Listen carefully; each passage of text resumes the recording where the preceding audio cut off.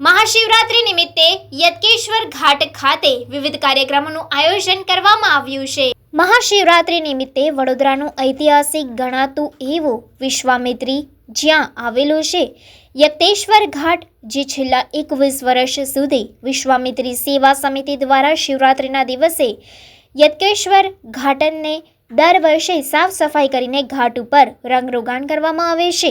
અહીંયા વિવિધ આર્ટિસ્ટો દ્વારા નિઃશુલ્ક પેઇન્ટિંગ કરવામાં આવે છે। વિવિધ પ્રકારના રંગો અને આભલા સાથે સાથે વિવિધ કલ્ચરનું પેઇન્ટિંગ બનાવવામાં આવે છે, જે મહાશિવરાત્રિ પર્વના દિવસે લોકો અહીંયા આવીને યત્કેશ્વર ઘાટની મુલાકાત વડોદરા શહેરનું સુંદર પેઇન્ટિંગ નિહાળવામાં આવે છે। જ્યારે આજે રાત્રે યત્કેશ્વર ઘાટ ખાતે વિવિધ કાર્યક્રમોનું આયોજન કરવામાં આવ્યું છે।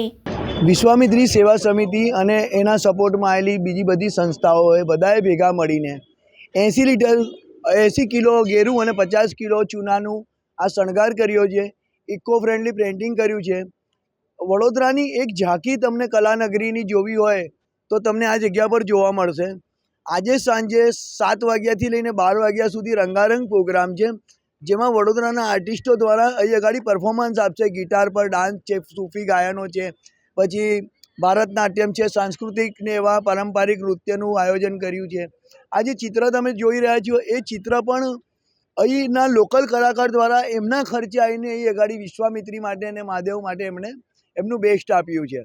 એવી રીતે બધાના સલાહ સહયોગથી આ એક પ્રોગ્રામનું દર વખતે આયોજન થાય છે। આ કોઈ પોલિટિકલ પ્રોગ્રામ નથી, આ એક પબ્લિક પ્રોગ્રામ છે, જેમાં દરેક પબ્લિક અમને સ્કેનરમાં 5 રૂપિયા 10 રૂપિયા કરીને અમે આ આયોજન કરીએ છીએ। તો મારી દરેક વડોદરાવાસીઓને વિનંતી છે કે આજે સાંજે 7:30 વાગે તમે અમારા ઘાટ ઉપર ગોઠવાઈ જશો તો 12 વાગ્યા સુધી તમે હલી નહીં શકો એવા એકથી એક ફનકાર તમને શિવ ભક્તો આવશે, જે તમને ગાયનો અને ભજનો સંભળાવશે ને તમને કલાનગરીની એક ઝાંખી આજે વડોદરાના વિશ્વામિત્રી ઘાટ પર જોવા મળી જવાની છે।